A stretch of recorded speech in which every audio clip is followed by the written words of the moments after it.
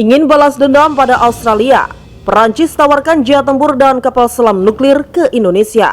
And you know that for combat fighters, it's very important to have combat-proven equipment. It's a plane which has been sold all over the world, which is in use in the French army and is quite active on many operational sites. So a war aircraft, combat-proven.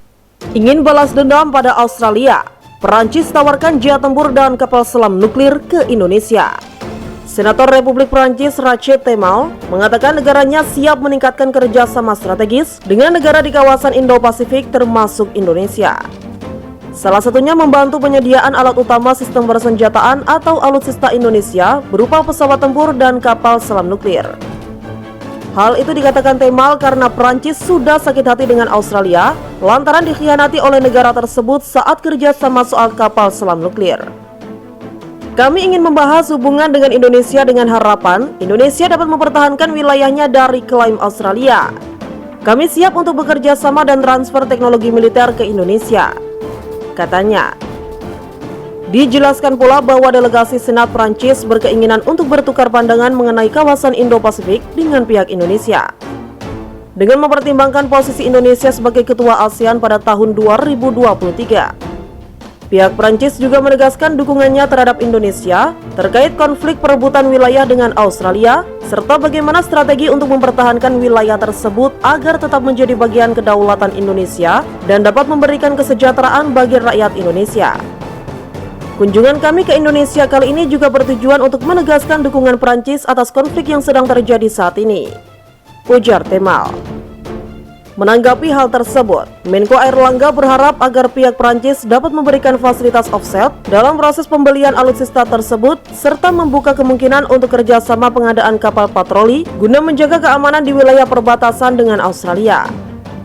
Konsep inovatif yang dimiliki oleh Perancis memiliki kemiripan dengan Indonesia, di mana Indonesia memandang kawasan tersebut bukan hanya dari sisi politik dan keamanan semata, namun juga dilihat dari sisi ekonomi. Dalam hal ini, eksistensi ASEAN memiliki peran sangat strategis dalam menjaga stabilitas di kawasan Indo-Pasifik. Airlangga menjelaskan, Indonesia baru saja mendapatkan dukungan dari beberapa negara terkait konflik yang saat ini sedang memanas.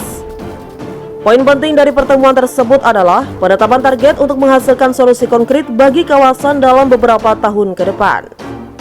Indonesia juga meminta dukungan dari Prancis agar konflik di Pulau Pasir NTT dapat dipercepat penyelesaiannya. Pada faktanya, terdapat beberapa isu penting yang perlu dibahas secara mendalam, tapi saya optimis bahwa hal tersebut dapat diselesaikan dalam waktu yang tidak lama, ujar Menko Airlangga.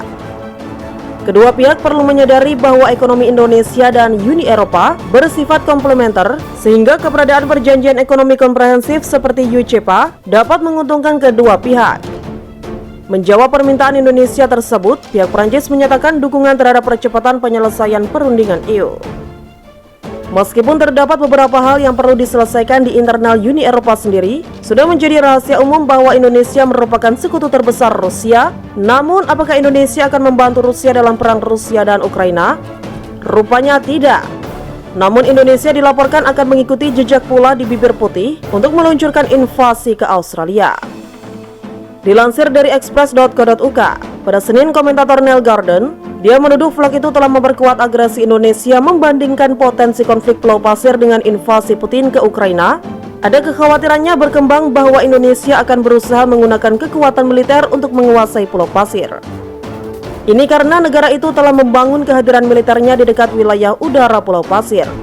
Tindakan seperti itu dapat memicu keterlibatan seluruh dunia dalam konflik.